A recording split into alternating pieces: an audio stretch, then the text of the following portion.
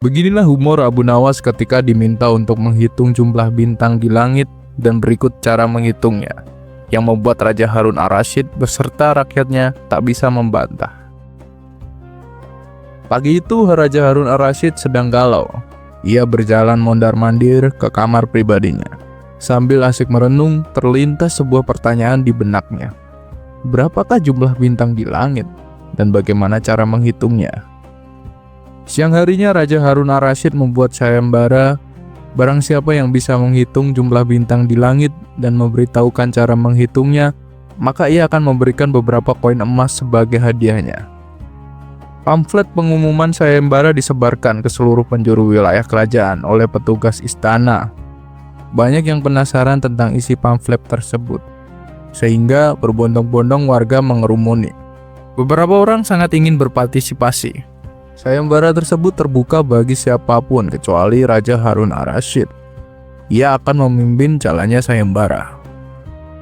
Tiba saatnya sayembara dimulai, bertempat di lapangan luas sebelah istana Raja Harun Ar-Rasyid. Siapa yang bersedia maju duluan? Tanya Raja. Tanpa diduga, peserta pertama adalah komandan pengawal istana. Ia berjalan menuju arah Raja dengan langkah tegap dan santai.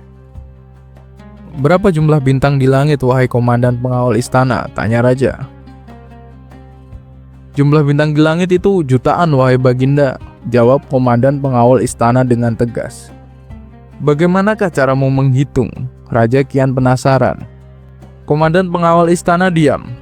Beberapa saat kemudian, geleng-geleng kepala sambil melirik Raja. Raja Harun Ar-Rasyid mempersilahkan komandan pengawal istananya untuk duduk kembali. Siapa lagi yang ingin mengikuti sayembaraku? Silahkan maju, ucap Raja. Kemudian seorang pedagang kain sutra melangkah ke arah Raja sambil membenahi pakaian yang kurang rapi. Berapa jumlah bintang di langit, wahai pedagang kain? Tanya Raja. Miliaran, wahai baginda, jawab pedagang. Bagaimanakah caramu menghitungnya? Tanya Raja lagi.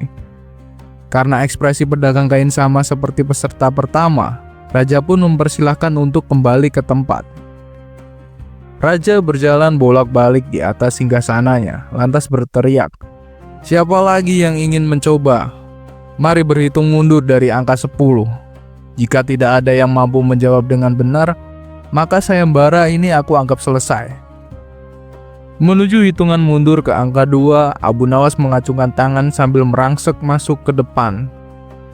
Saya bisa menjawab pertanyaan itu, wahai Paduka, sergah Abu Nawas. Berapa jumlah bintang di langit, hai Abu Nawas, dan bagaimanakah cara menghitungnya? Sebelum menjawab pertanyaan tuanku, hamba minta disediakan seekor kuda jantan besar, pintanya. Beberapa panitia sayembara lantas membawa jenis hewan yang diminta oleh Abu Nawas. Begini baginda, Raja. Jumlah bintang di langit sama dengan semua bulu kuda yang ada di kerajaan ini, sambil menunjuk ke arah kuda. Cara menghitungnya pun simple, tinggal mulai dari angka 1 sampai selesai kan? Baginda hitung sendiri kalau tidak percaya, jawab Abu Nawas. Kerumunan peserta pun saling pandang satu sama lain. Beberapa saat kemudian hening menyelimuti sayembara tersebut. Semua terpana dengan jawaban Abu Nawas. Raja Harun Ar-Rasyid berpikir bahwasanya tidak mungkin bisa menghitung semua bulu kuda yang ada di kerajaan ini. Akhirnya, sambil cemberut, Raja memberikan hadiah beberapa batang emas kepada Abu Nawas.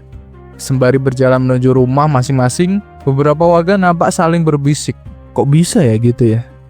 Dan kali ini, Raja pun mengakui kehebatan Abu Nawas.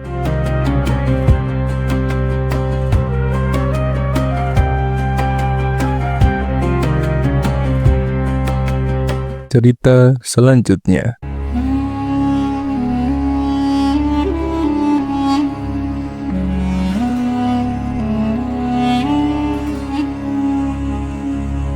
Suatu hari, hakim pengadilan bingung dengan dua orang ibu yang berebut seorang bayi.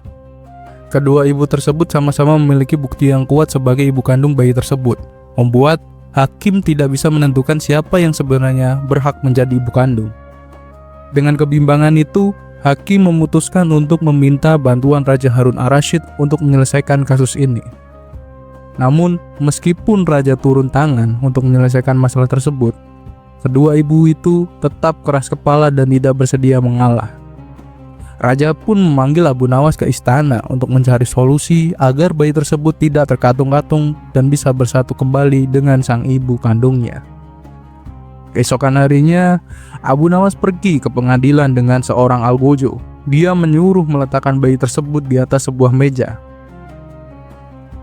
Sebelum menjawab pertanyaan saya akan bertanya sekali lagi. Adakah di antara kalian berdua yang bersedia menyerahkan bayi ini kepada ibunya yang asli? Tanya Abu Nawas kepada kedua ibu tersebut. Bayi ini adalah anakku, jawab keduanya hampir bersamaan. Baiklah, karena kalian berdua sama-sama menginginkan bayi ini, dengan terpaksa saya akan membelah bayi ini menjadi dua, jawab Abu Nawas. Mendengar jawaban itu, ibu pertama dengan cepat setuju dengan usulan tersebut. Namun, ibu kedua menangis histeris dan memohon agar Abu Nawas tidak melaksanakan ancamannya. Tolong, jangan belah bayi itu, serahkan saja kepada wanita itu. Aku rela asalkan dia tetap hidup, isaknya. Setelah mendengar jawaban itu, Abu Nawas dapat menyimpulkan siapa ibu kandung sebenarnya dari bayi itu. Lalu dia menyerahkan bayi tersebut kepada ibu kandungnya, yaitu ibu yang kedua.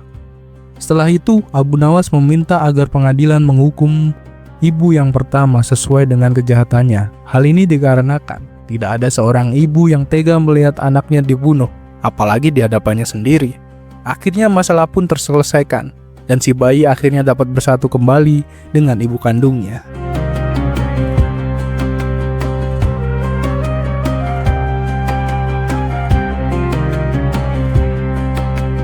Cerita selanjutnya.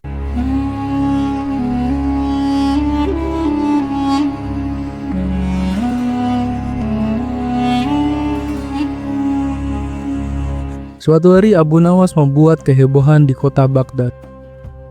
Dia keluar dari rumahnya di siang hari sambil membawa lampu minyak dan berjalan ke setiap sudut kota sambil celingak-celinguk kanan kiri. Tingkah lakunya ini membuat warga kota bingung. Bagaimana mungkin orang sejelas Abu Nawas berjalan di siang hari sambil membawa lampu? Beberapa orang mulai membicarakannya, menganggap Abu Nawas mulai gila. Mereka berkata, Abu Nawas pasti sudah kehilangan akalnya, dan Raja Harun al-Rasyid pasti malu memiliki staf yang gila seperti Abu Nawas. Namun, Abu Nawas tidak peduli dengan semua omongan orang itu. Keesokan harinya, dia keluar lagi, bahkan lebih pagi, dengan lampu minyak masih setia di tangannya. Dia tetap berjalan sambil memperlihatkan tingkah yang sama. Pada hari ketiga, beberapa orang mulai merasa tidak sabar dengan tingkah Abu Nawas. Undang-undang Baghdad melarang orang gila berkeliaran karena dianggap berbahaya. Maka Abu Nawas ditangkap dan dibawa ke istana. Beberapa musuh politik Raja Harun al-Rasyid bahkan merasa senang dengan kejadian ini, karena mereka bisa menggunakan kegilaan Abu Nawas untuk merusak reputasi raja.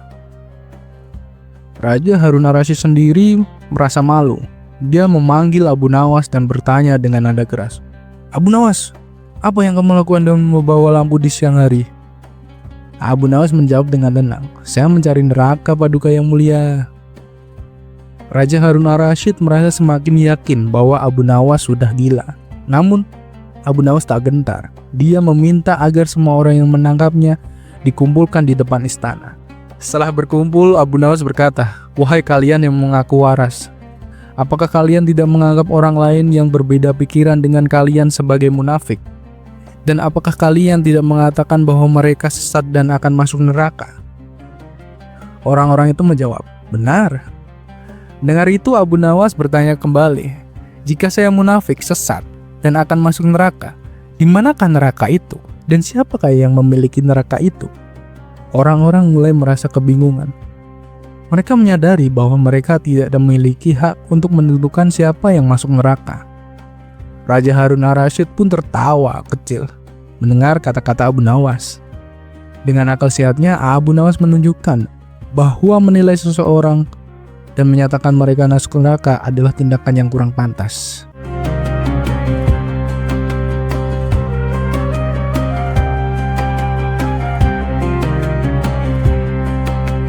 Cerita selanjutnya.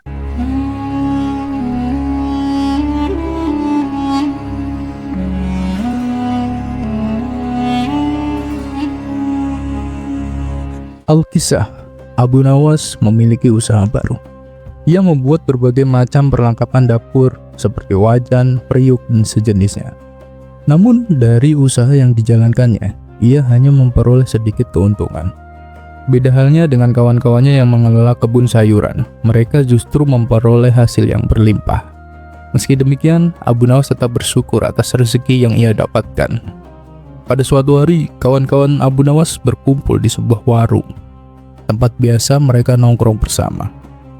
Masing-masing dari mereka mulai menceritakan kesuksesan hasil perkebunannya, sementara Abu Nawas hanya menjadi pendengar setia. Lelaki pertama yang seorang petani timun berkata penuh semangat, "Hei kawan-kawan, selama ini aku menanam timun, ada satu pengalaman yang sangat menakjubkan." "Apa itu?" tanya yang lain penasaran.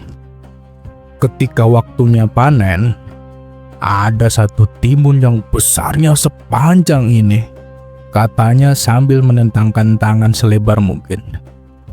Lelaki kedua, petani wortel, tak mau kalah. "Itu belum seberapa. Waktu saya panen wortel, ada satu wortel yang besarnya seukuran batang pohon kelapa." Lelaki ketiga, petani kol, ikut menyombongkan dirinya. "Hanya seperti itu kalian bangga? Kalau dibandingkan dengan pengalamanku, kalian pasti kalah."